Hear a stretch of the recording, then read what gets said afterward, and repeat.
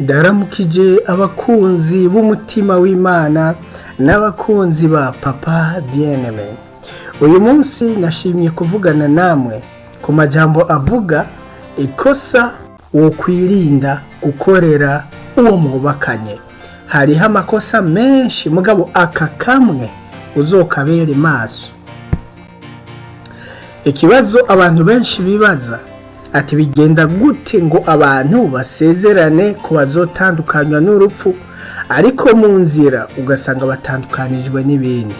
Twama twabibonye aho abantu usanga imbere y'inshuti, abagenzi, imiryango, Imana, igihugu bemera ati tuzotandukanywa n'urupfu, mugabo hagati ngaho ugasanga inyuma y'igihe gito ngo umwe wese yasubiye iwabo. Ibintu bitaryoshe na gato kumva.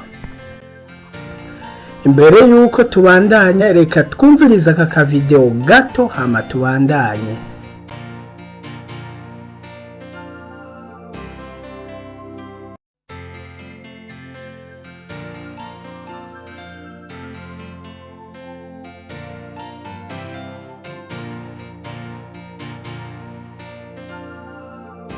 Umugore ambera umugore tukazatandukanywa n'urupfu. Tukazatandukanywa n'urupfu. Oya. Ahubwo njyewe nimuroje nemeye ko mashu ambera umugore tukazatandukanywa nuko azambuza kureba match no kubetinga.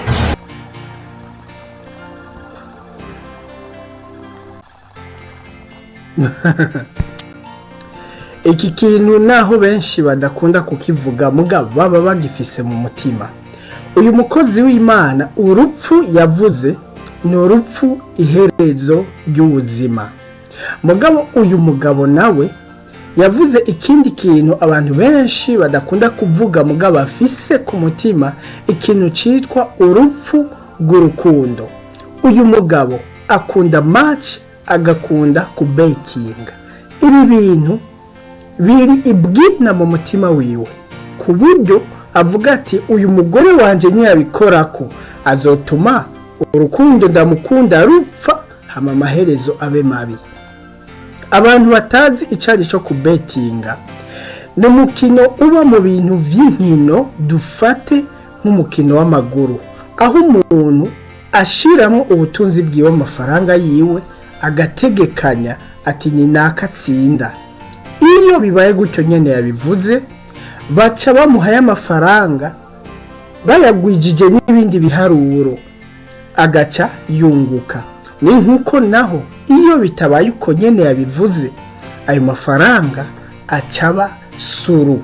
Uyu mugabo nibyo ashize ku mutima cyane, arabikunda ku buryo yumva ko uwo bimubuza atocana uwaka. Umuntu wese rero arafise ibintu ashira ku mutima kuruta ibindi. Ibyo bintu ni ntakogwako kandi wubakanye nawe utegerezwa kubimenya kugira ngo mubane mahoro. Burya umuntu wese ukuntu ubuzima bumwubaka kuva mu buto bwiwe kugeza ashitse aho yubakana n'uwundi, yaba umugabo canke umugore, aba afise ibintu ashize ku mutima. Aha nkoresha ijambo gushira ku mutima apana ivyo akunda, kuko ivyo umuntu ashize ku mutima biri hejuru cyane y'ivyo akunda.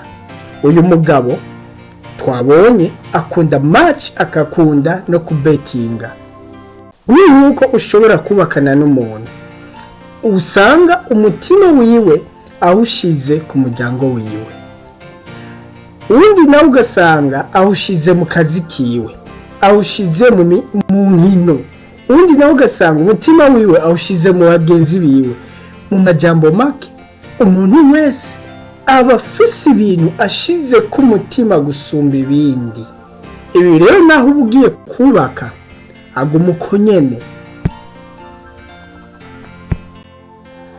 Kandi biba vyiza iyo ubimenye kare imbere yuko mubana kugira ngo wumve yuko uzoshobora kuvyihanganira, canke iyo bimenye mumaze kubana ukamenya uko ubana navyo. Kumenya ivyo uwo mwubakanye ashize ku mutima gusumba ibindi. Aka kajambo gushira ku mutima gatandukanye no kuba akunda, oya. Ni vyiza kuko bigutuma wewe utegura umutima wawe, ukamenya ingene uzoshobora kubana n'ivyo ashize ku mutima naho wewe utaba wumvikana navyo. Niho nagomba gushika.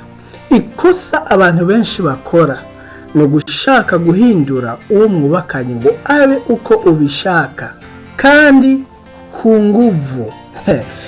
Aka n'akantu abantu benshi bihendako. Mu bisanzwe uwo mwubakanye imbere yuko ugira ico uhinduye mu ngeso ziwe, banza usuzume nimba iki kintu ugomba uhindure kitari ibwina muri wo kidashinze imizi kure, canke ko coba cubatse hejuru y'ubuzima bwiwe ari ikintu nyene gisanzwe. Hanyuma umenye uburyo ugikorako. N'uyu mugore abaye umuntu w'ubwenge ashoboye guhindura umugabo wiwe agaheba kuraba match no kubetinga, kuko match no kubetinga bifise ingaruka mbi ku buzima bw'urugo. Akiri umuseribateri kuko yigenga byari sawa, mugabo ku buzima bw'urugo match no kubetinga bifise ingaruka mbi. Match izomutuma atahatevye, kubetinga bizotuma ubutunzi bw'umuryango buhaherera. Igihe cyose azokina ntatsinde, ubutunzi bw'umuryango buzohaherera.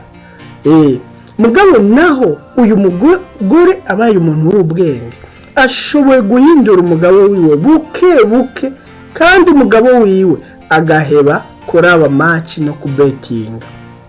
Mugabo abaye naho udashobotse ashoboye gutuma uyu mugabo wiwe amufata nk'intambamyi mu buzima bwiwe, bigatuma amaherezo y'urukundo rwabo ataba meza. Abantu bose rero baremewe gusa n'Imana. Nta muntu n'umwe yaremewe gusa nawe. Uwo mwubakanye musabire gusa n'Imana, uzosanga yabaye uwo ukeneye ko aba, kandi ku neza atari ku nguvu. Mu bisanzwe abantu bose baremewe gusa n'Imana. Kubera iki? Kuko Imana niyo Mana nziza, yamari nziza, kandi mu ngeso zayo zose nziza. Ariko wewe uri umuntu, ntabwo uri mwiza 100%. None ga nshuti yanje, gute wewe ushaka guhindura uwo mwubakanye ngo abe nuko wewe ubishaka, ngo abe uwo wewe ukeneye? Mbega weho ubwirwa niki ko ukuri ariko Imana igukeneye? Kuko uri umuntu uracyafise ivyo ushaka guhindukamo. Nawe ico baciza ni gusabira uwo mwubakanye ase n'Imana, na wewe agusabire use n'Imana. Mwese nimwamara gusa n'Imana muzogira ingeso z'Imana, muzogira ivyiyumviro vy'Imana. Ingeso mbi zose zabiyubatsemo, kamere mbi yose yabiyubatsemo izobavamo, hanyuma mwambare kameremere y'Imana, muheze mubonane mu ishusho y'Imana, aho muzokumvikana atakirinze gusabwa.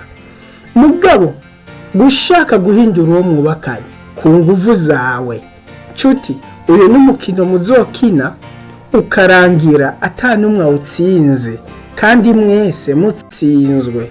Ariko uwo mwubakanye umusabiye gusa n'Imana, nawe akagusabira gusa n'Imana, mwese murabaye muzobona namwo ishusho y'Imana. Muce mwubaka urugo rwiza ruryoshe kandi ruteye igomwe. Ariko aho hose kuko muzoba musa n'Imana. Nta muntu yaremewe gusa nawe. Abantu bose baremewe gusa n'Imana. Mwarahezagiwe.